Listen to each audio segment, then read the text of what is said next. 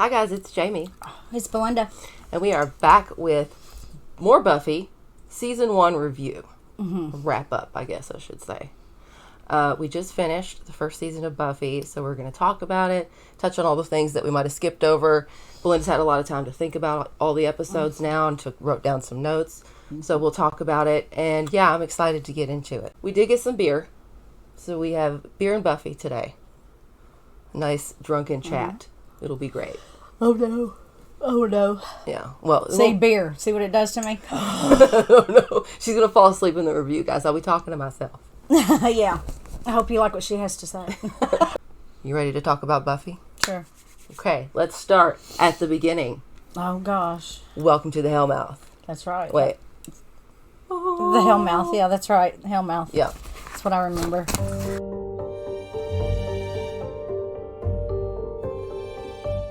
What to keep in mind about Buffy Season 1 is this season is about Buffy accepting her Slayer duty. Finally accepting her fate, which she does by the end. But in the very beginning, in the first episode, Welcome to the Hellmouth, she runs off when she's presented with the Book of the Vampire. She later tells Giles that she's retired. Like, she doesn't want to do this anymore. So when we first start off, she is pushing away her fate. She doesn't want any of that. Okay, first of all, I'm a vampire slayer. And secondly, I'm retired. Hey, I know. Why don't you kill him? But by the time we end the series, she is completely accepted. Well, what surely she's I have supposed no to other do. choice. Yeah. She's seen that. So Buffy as a whole, I guess, as the series, is about growing up and all the obstacles you have to overcome in order to do that. And the vampires in this series represent adolescence because they're frozen in time. They never grow up. They never become better people or learn or grow. So they're what's standing in Buffy's way of becoming an adult. Episode 1, Welcome to the Hellmouth, the opening scene, which is kind of a statement of the entire show, is that little twist where we have the girl and the boy sneaking into the school to make out, and you think, oh, he's gonna kill her. He's a vampire. He's gonna kill her. And she turns around and boom, it's No, Darla. I didn't think that. I just thought they were going to make out at some school. Yeah. What it's saying is, we're going to give you something you don't expect. As soon as you think you know what's going to happen, we're going to turn it around on you. And that's kind of the mission statement of the show. I guess in the first episode, mostly the rest is we meet the characters.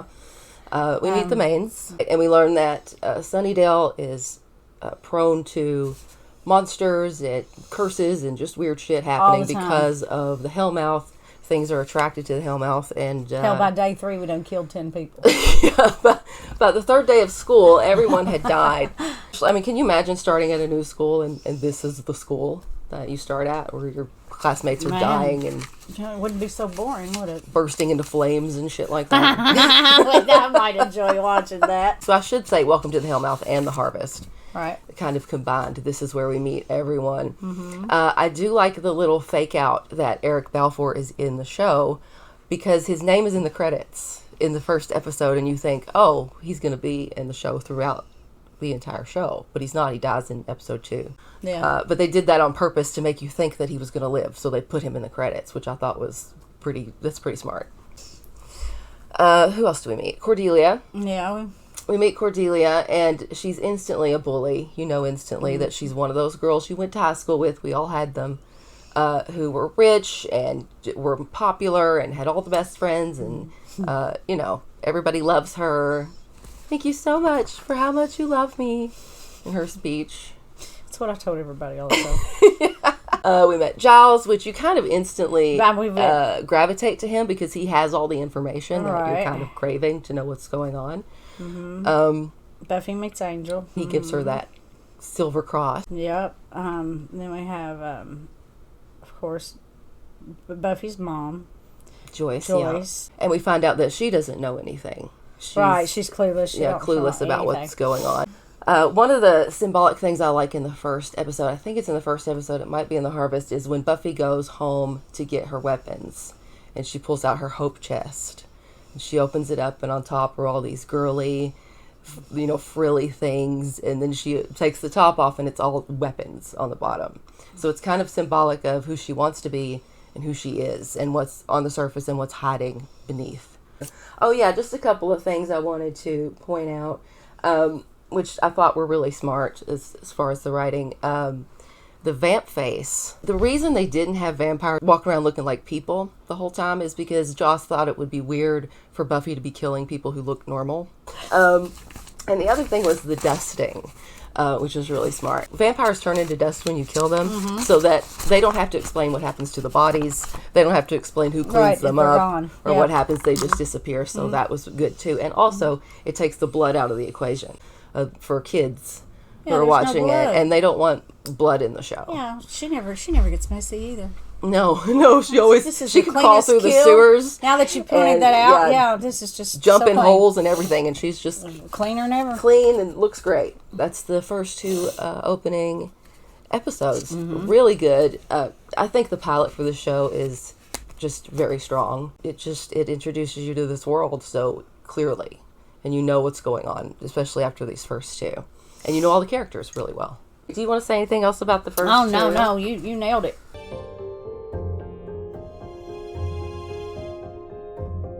Episode 3, Witch. Yep. It's the body switching. Yes, the body switching. This is one of my favorites in season 1. I love this one. This is a parent trying to live out their dreams through their child, which is something that happens in real life all the time.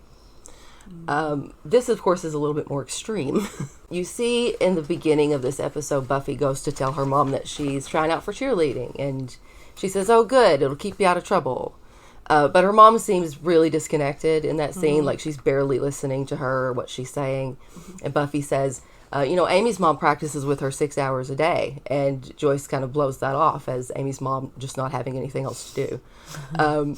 So you can see Buffy trying to connect with her mom here in some kind of way. You can imagine that there is a rift because of everything that's happened. Buffy got kicked out of school. And she caught the school on fire. And burned the gym down. Yeah. And so you can see that there's a little bit of there's a little bit of rockiness between her and her mom. So she's trying really desperately her mom's just praying she don't get kicked out of the right, and that's all her mom says for the first 2-3 episodes is please don't get kicked out of school again. Just please don't do that. I think the Buffy group, everybody, Giles, Willow, all of them, I think they're all fitting together too. And 3, they all come together and they're really working together good. Yeah, 3 is a good example of seeing them work together really for the first time. Well, you see them in the Harvest work together in the Bronze, but they had just started and they were, Right, this one they work the whole case all together. You can see clearly that the mom is wanting to live through her daughter, and at first you think that the mom's just putting a lot of pressure on her to be perfect, and that goes through most of the episode. 3/4 of the episode you think, oh well, this mom is just awful, and then we meet her at her house and realize that it's not her mom, it's Amy. But I love that twist because I don't think you see it coming at all. You have a couple of different theories up until that point, but you don't know about the body switching until... Yeah, I thought she was the witch. Yeah, and it's also the test. When they pour the stuff on her and it turns blue, it says that she's a witch. This is also the first episode where we see that there's more than just vampires that we have to deal with. Right. Because we've just dealt with vampires up until this point, and now we have a witch, which Giles explains is... because of the Hellmouth, these things happen here. And we get some quality Cordelia content in this one as well. Charisma Carpenter, or Cordelia, makes the comment that, what is she, trying out for the Lakers or something like that, which is funny because Charisma Carpenter actually was a Laker girl for a while. So I think they kind of threw that in there just in case people knew. It's kind of a little Easter egg. Teacher's pet. Oh, the giant praying mantis. Yeah, and Xander falls in love with his teacher.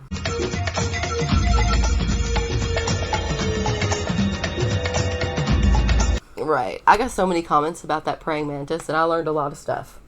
We found out he's a virgin, too. Yeah, we found out he's a virgin. I don't think that's a shocker, but, yeah, it apparently was a shocker to Buffy, because she couldn't believe that. Well, he couldn't believe it when he heard it out loud for himself.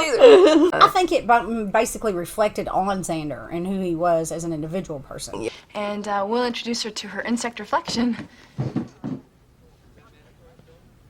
Yeah. Because we've met them all together, and then, third episode, we've seen them all work together, and I think now it's stepping back and going, okay, well, this is who Xander is. Right. As a person, so. Right, and then we get a Willow one later. And, yeah, so they do have...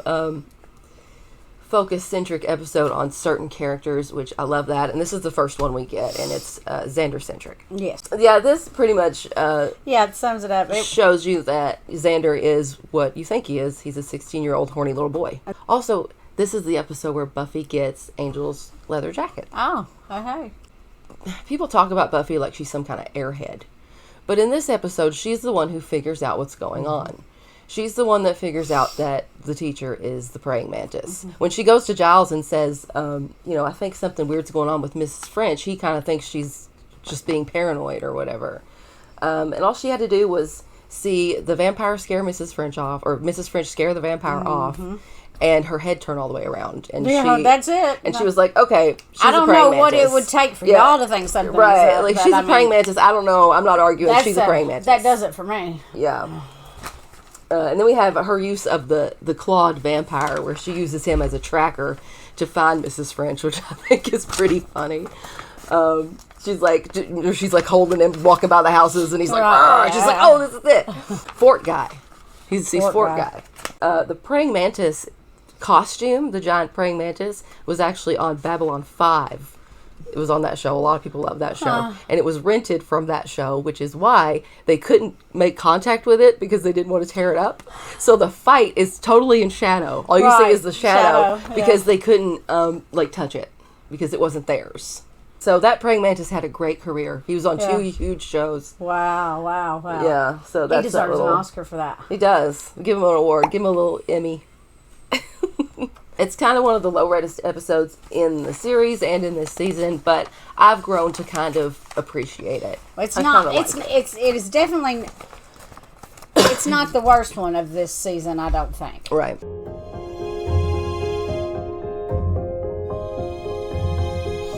The next one, though, 5, Never Kill a Boy on the First Date, happens to be one of my favorites. I did like this one a lot. Buffy likes the boy, Owen, and they go out on a date, and that's when she realizes she can't date, and the consequences, of her, having somebody else with her, and them not knowing what she does, and of course they can't know that. Right. So that's when she's really tired of who she is. She's fed up with it because she can't be who she can't be her age. She's 16, for heaven's sakes. I was very upset at the end when I'm like, man, they're not going to, she ain't going to do this. But, the whole thing brings it all together, just what I said. Right, she then you realize, she can't really. Yeah. So he'll end up dead if she did. I just hate it. We never seen him again. Never really tried again. It was just that. That was one and done. And I think this was an episode of, telling you about Buffy. And who she was, as who she is and who she is, just like we had Xander's, and now this was kind of Buffy's to herself. Owen is attracted to Buffy, but he's not attracted to Cordelia. He can sense Buffy's there's something off with Buffy, and he's attracted to that. She's the strangest girl. And Owen also makes the comment that he likes Emily Dickinson, who is totally morbid and talks about death and stuff like that all the time. So I think he's just naturally attracted to Buffy. Because there's something off, and he likes that. When Buffy is in the club with Owen and Angel, and they're both standing there, and it's really awkward, and Buffy kisses Owen before she leaves, and Angel's like, just gooped and gagged because he can't believe it. It kind of represents that Angel is actually more compatible for Buffy than Owen is, because both her and Angel have an isolating kind of life where they can't really be with too many people, or they can't have too many people in their lives. Nobody knows who they really are. Right. Besides them. Well, not yet, but you know what I'm saying. In that aspect, nobody knows what they do. Right, that's right. Because we are only on episode 5. We don't know about Angel yet. Yes, that's right. All we know is that he's dark and mysterious at this point. Yes. In this episode, as far as the overarching story, we find out that the Anointed One is the little boy. Right. Remember, we thought it was the vampire that they killed in the morgue, but it was actually the little boy. And that was a really good twist at the end, because I don't think you expect that at all. At the very end, when Buffy breaks up with Owen and she's sitting on the fountain and she's really sad, and Giles comes out and he tells the story about how he becomes a watcher and how he didn't want to be a watcher, and he was just a kid when his dad told him, you're going to be a watcher. So he's kind of trying to relate to her. almost like in a parental way. Like he can see that she's crushed and upset, and he's trying to give her a story, like to put things into perspective. And that's just one of the best, one of the first kind of moments between Buffy and Giles where you see the chemistry there, and that he's just very parental. He's very fatherly to her, which is good because Buffy's father is out of the picture at this point. So I love that little conversation that they have of him trying to comfort her. I think that's really nice. I just wanted to add that. I thought that was a great ending.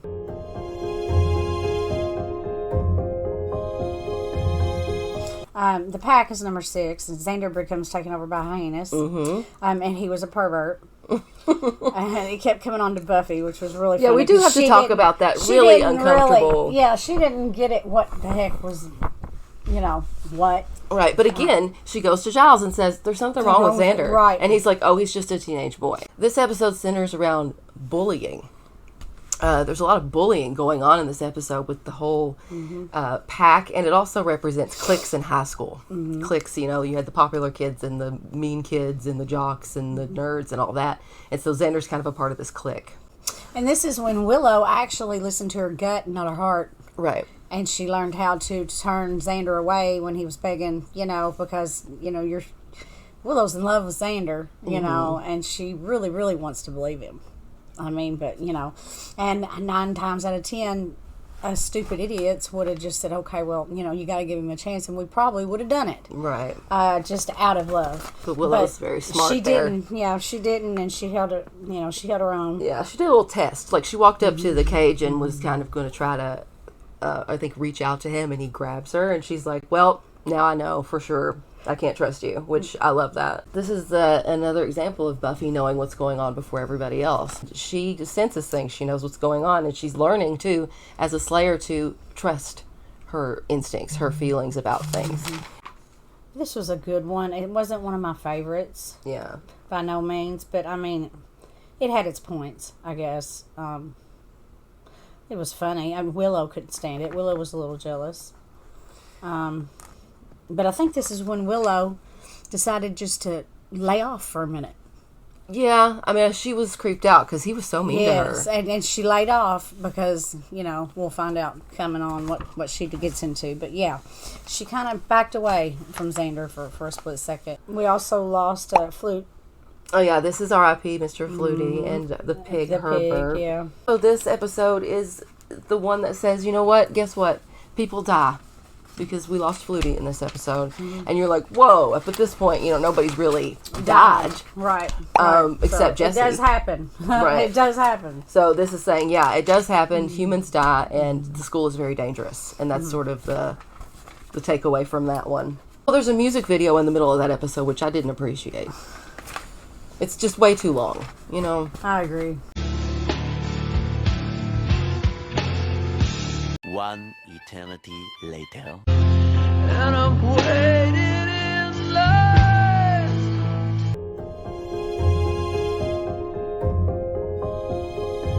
Well, I guess we'll move on to Angel, which Angel is a number great 7, one. Yes. Probably one of the best ones in this first season. Oh, excuse me.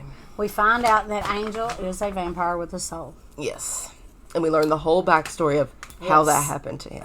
He was cursed by gypsies. Yes. After he killed one of their kids. One of their daughters, yeah.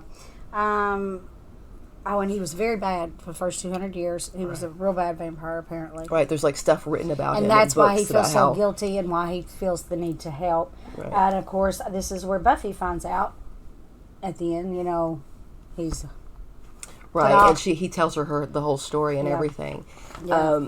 I like how symbolic it is of Angel's character that he, at the end there, when Buffy shows up to kill him, he's going to let her. He just stands there and says, go ahead and shoot me. Yeah. Because he feels so badly about the things he's done that if he dies, it really doesn't matter to him. At this point, he's just trying to redeem himself with whatever time he has left. And I love that. And I also love that after that conversation, Buffy offers herself to Angel and says, go ahead and bite me then, if you're so evil and bad. And he doesn't. Of course, he refuses that. And that's her way of showing him, you're not as bad as you're saying you are. You claim you are. Yeah. Right. Yeah, so you didn't bite me, see, so you you're can't not be as all bad that as bad. you was. You're You're not as bad as you were. Right. Yeah. First of all, Darla attacking Joyce. I think it's so funny that Joyce thinks she got pierced by a barbecue fork. How dangerous don't even have Darla a barbecue is. fork. Right. That's what she said. We don't have a barbecue fork. I do like that sequence where Angel comes in and finds her, and then Angel's holding her, and then Buffy comes in and like, oh! You know, she thinks that Angel's bit her mom. And then that's, of course, why when she goes on the warpath, like, he's done. I'm a Slayer, he's a vampire. We know what we got to do. I'm going to kill him. Yeah. I'm the Slayer, and he's a vampire. God, I can't. And also, Darla dies in this episode. Uh-huh. Remember, she comes out with the guns? She does. Darla is gone. All right, so is our mic and everything working? It seems to be. Okay, we're good.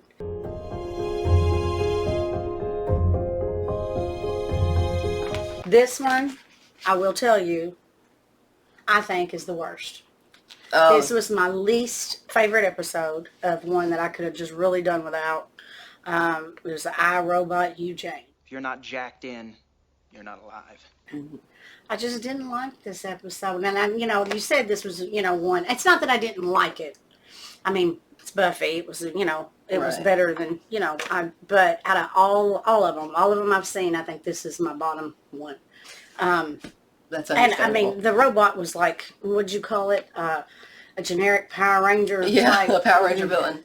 But it's not even that. I mean, I think it's funny the way the characters look sometimes. So it wasn't even that. What do I have about it? Willow finding love. That was the online. That's when Willow, like I said. This is Willow-centric. This is the first Willow-centric Yeah, one because we she had. kind of, let go of Xander and went on to do her own thing. And it ended up getting her trouble, because the computer online dating. Online dating, yeah. Let's focus here, okay? What do you actually know about this guy? Oh, see, I knew you'd react like this.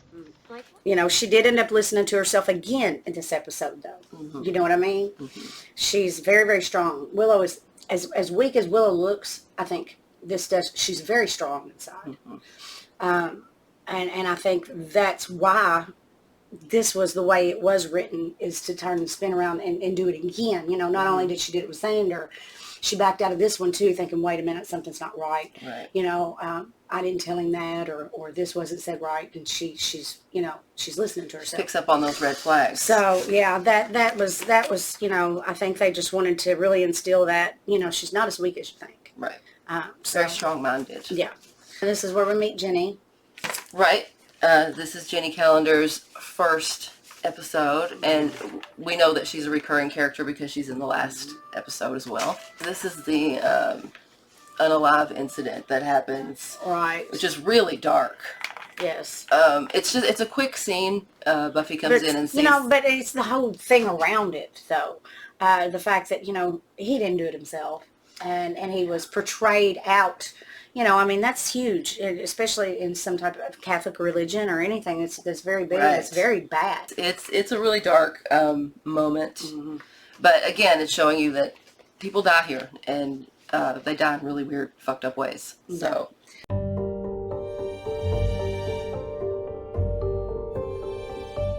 Puppet show.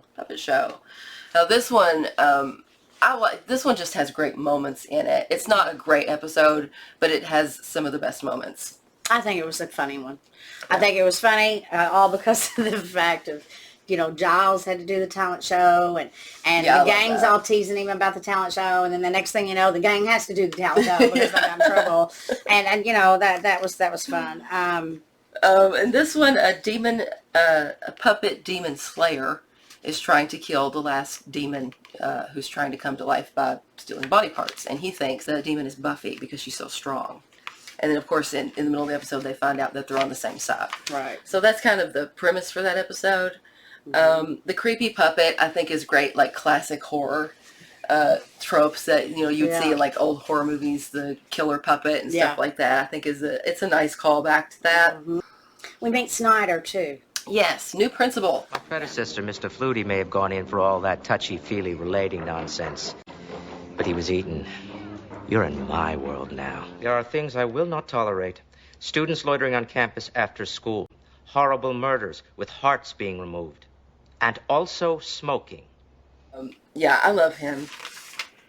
like I said, that this isn't the greatest episode, but it does have a few gems in it, such as the end credit scene, which is the only episode of Buffy we get an end credit scene, and this is where they're doing the play. Mm-hmm. The three of them were trying to do a dramatic reenactment of some kind of play, and of course Willow runs off stage because we see in the next episode she doesn't like to be on stage. Right. And the chemistry between the group here is really showing. Yeah. It's been building up, and we saw it, in Witch and all the other ones, but this is really, all of them really do come together here and save Giles at the end. Yeah.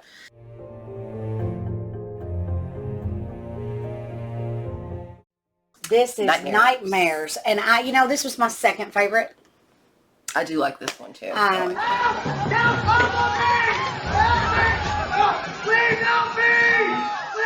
Sorry about that. I really like, this one and Never Killed a Boy on the First Date is two of my favorites on this. It was good. It's where you lose track of reality. You don't know whether it's reality or a dream. Reminds me a lot of sleep paralysis, to be honest with you, because you don't know what's dream and what is it. So I really went on that level because I know how being that pulled is. between reality and a dream. I like this episode because it shows what each character is afraid of, and it kind of reflects their personality.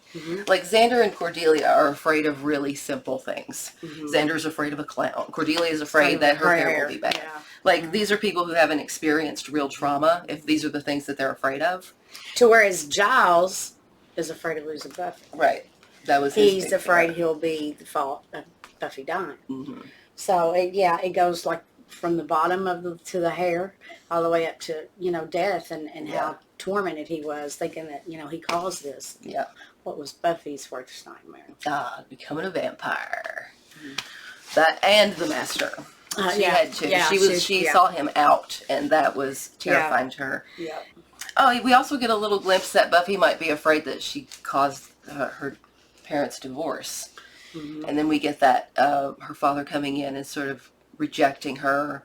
And that's also another fear of hers. But again, a deep fear. Too, like a real fear. Not like, I'm scared of being naked in front of class. But, that one. But I did want to go through some of this dream symbolism because I think it's really interesting. If you have a dream about doing a test and you don't know all the answers, it could mean that you are afraid of being unprepared in your life. It could mean that you are overwhelmed with other things in your life.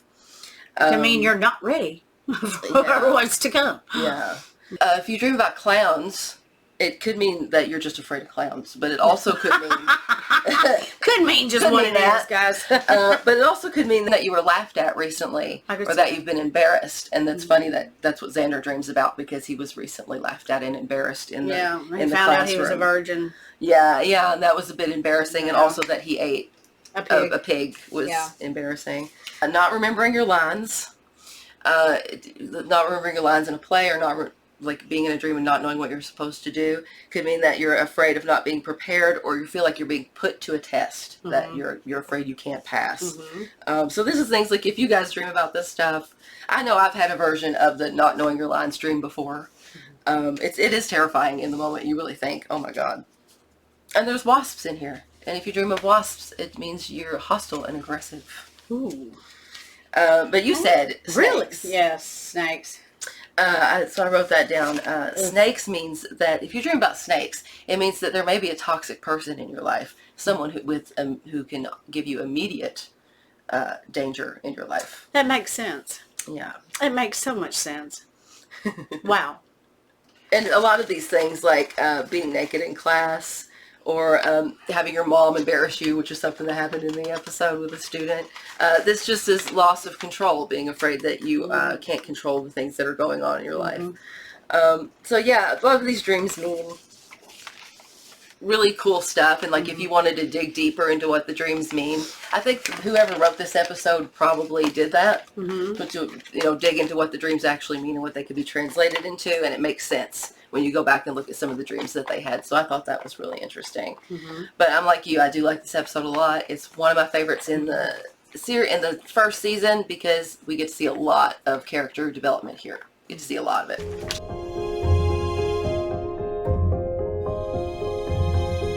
Out of mind, out of sight. Oh, yes. And that's what I live by. I ain't got no other choice. Day by day, and if it ain't in here, it ain't in here. That's right. This episode is more bullying, actually. It's more bullying in this first season. We see a lot of that. We see it in the pack. And we definitely see it here with Marcy's character, who's being bullied by Cordelia. In the opening scene of this episode, we have a classroom scene where the teacher is teaching The Merchant of Venice, which is a Shakespearean play. And Cordy is giving her opinion on Shylock, who is one of the main characters in the play, and she's saying, you know, Shylock needs to get over himself, boo-hoo, whine and cry. And it kind of gives you Cordelia's perspective on that play, because some people think Shylock is the antagonist and not the protagonist. Obviously, she thinks he's the antagonist, and she's not on his side. She is Team Antonio here. It's just, if you know anything about that play, the whole episode is that. Also, the end where Marcy is taunting her with a knife and like to cut her face. This is representative of the scene in the play where Shylock tried to take a pound of Antonio's flesh in the courtroom. Ooh.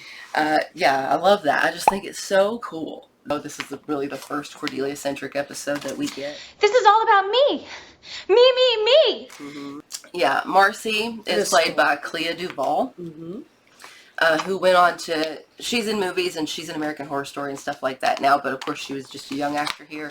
She was so great in that. I love the classroom scene where she's trying to get the teacher's attention, and you can just see on her face, she doesn't have to say anything, you can just see on her face she's just diminishing every time somebody doesn't pay attention to her or talk to her, and then suddenly her hand's gone invisible. You know, just like they say, you know, you tell yourself something every day, and it's you're going to manifest it. You're going to believe it.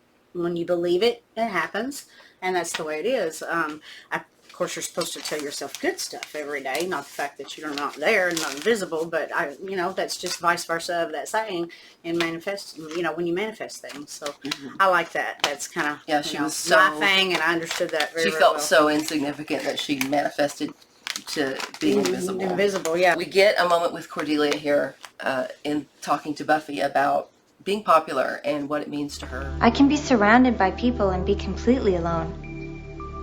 It's not like any of them really know me. Feels like she has to uphold her snooty attitude to be who she is. She has a reputation. Yeah, in order to be who I am and everybody know I am Cordelia, I have to be this way. Right. And then she tells Marcy at the end, when Marcy's threatening her with the knife, she's like, I know you think I don't understand, but I do.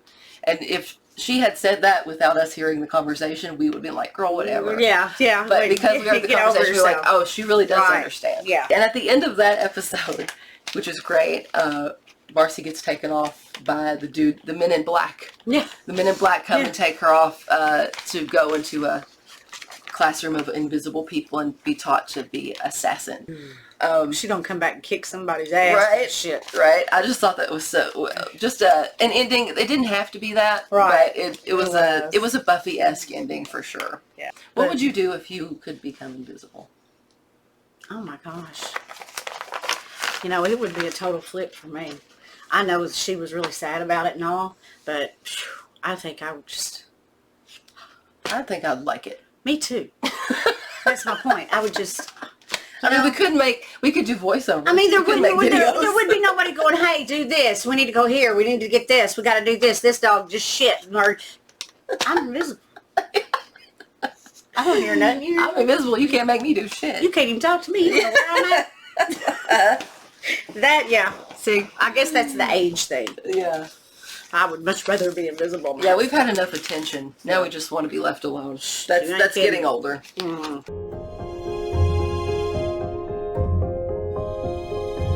Josh Whedon not only wrote this, he directed this one. So it was the first one of the first season that he did both. Yeah. You'll see a few episodes in this series where he directs and writes, and they're always great. And Prophecy Girl is one of the strongest episodes, if not the strongest episode in the season. This is finally Buffy accepting she is the Slayer. She has to do this. Even if it's horrifying and she might die, she still has to do this. This is also where Xander practices asking Buffy out on a date with Willow. And this is where you see Willow's transition come back into Xander. She didn't give a shit who he was asking out. It could have been the cow across the street. You could just practice on me all day long. You know, that's something, you know. Xander's saying all this nice stuff. Yeah, to her. She's like, just keep going. Call me whatever you want. I'll be that, you know. Right. And then later on, he has Buffy out. And, oh my gosh, you know, poor Buffy was just... Yeah, I mean, you totally understand where she's coming from in that conversation. And you've probably been through this before when you were younger. Boys, like, you know, and you're not interested in them. And, you know, you don't want to, you don't want to hurt their feelings. You don't understand. You know, you are supposed to be my friend. Right. You're not supposed to be anything else to me. This is supposed to be a role in my life. And this is, you know, and so she has to say no. Right. And he don't understand it, and he's a little upset, and we see, you know, everything Buffy says in that conversation is pretty important, but Xander doesn't hear that. He don't hear it. He only hears no. No. We have to talk about the scene where she comes into the library and hears that the prophecy says she's supposed to die. The signs indicate... Signs? Read me the signs! Tell me my fortune! Great scene. Probably the first really dramatic, serious scene that we've had in the series so far. I mean, you know, she's been mad, and I don't want to do this, and this is not, you know, I'm 16. It's not fair. She's done that. It's not fair. It's not fair. Right. Now she's doing the, oh my God. I mean, total despair, sadness. I don't want to die. You know. So that was big. Yeah. Right. It was. And it's the first time I've seen her so. Well, it's like it got into her soul. You see that first time you really see her afraid. Yes, there it is. Yeah. That's the word I was looking for. First time you see fear. That's the word I was looking for. Coming from her. Mm-hmm. And the way that Giles, I love this scene, the way that Giles is with her, because you can see the parental wanting to comfort her, wanting to protect her coming out in that scene, and he feels so bad that he can't do that. The talk with Buffy's mom, when she goes in and says, Mom, can we just leave? Can we just go away? Mm-hmm. And she gives her that dress, and she tells her about when she went to homecoming and what it was to her and all that. And Buffy is sort of reflecting like, oh, but you had your whole life. Exactly. And I'm literally supposed to die tonight. Yeah. So...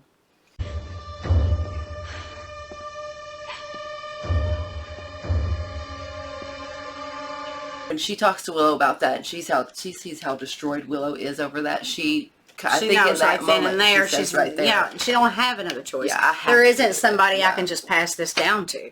There isn't, you know, I'm the only one, and I'm the only one who can.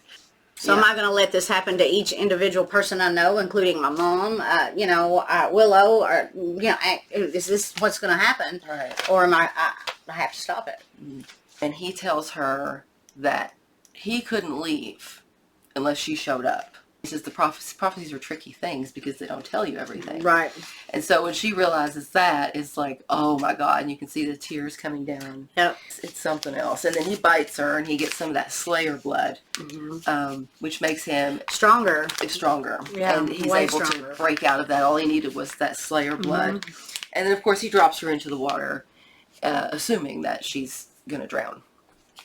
And she does. Assumed wrong. Well, she didn't drown and die. Yeah, she did drown. Who saves the day here? Xander. CPR. So, I just like to give Xander a few points sometimes. People don't like him. Buffy, when she wakes up from being drowned, which she does mention later that she drowns, she feels stronger. And a lot of people are like, why does she feel so strong? Yeah. I mean, if anything's going to make you feel strong, coming back from the dead will do it. Yeah. And she felt really strong when she got out of there. I see that. I see that. She went straight to find the master, and this is when we get the theme song popping into the episode, which doesn't happen at all very often in any show. So when you get the theme song popping in when they're going to find the master is the greatest. I love that. It makes me so excited every time.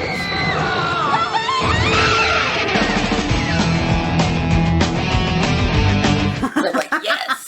And it just represents... Shit's getting ready to happen is what that represents. It just represents how badass Buffy is now. Like, she's overcome the worst thing that could possibly happen to her. And so now she's feeling strong and she's ready to go take care of it. I love the confrontation on the roof with the master where she tells him, you have fruit punch mouth, which made me laugh like so much the first time I heard it, because I'm like, wow, what a thing to say. You know, you're obviously not scared of this guy, and I may be dead, but I'm still pretty. Which is good. That's a good quote. I think that's on a T-shirt. It's somewhere. that dress and that jacket. That's what did it. That's what made her a badass. It's that dress and that jacket. Right. And she the does boots. defeat the master. She throws him through the library roof, and he lands on like a wooden spike, and then he turns to dust. Well, actually, his skeleton's still laying there. But the end of that, where they all meet up in the library, and they're like, "Well, there's a dance going on, so let's go to the dance. Time to let's go just there. have a good and time." she's still pretty in her dress. Yeah, she still looks pretty. And then we see the master laying there on the table, and that's the end of season 1.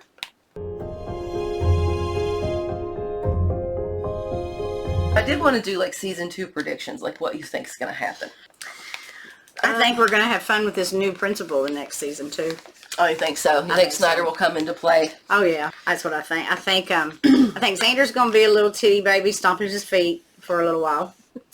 I think Willow is going to just give in. I think Willow is going to give in and say, "Look, I like you."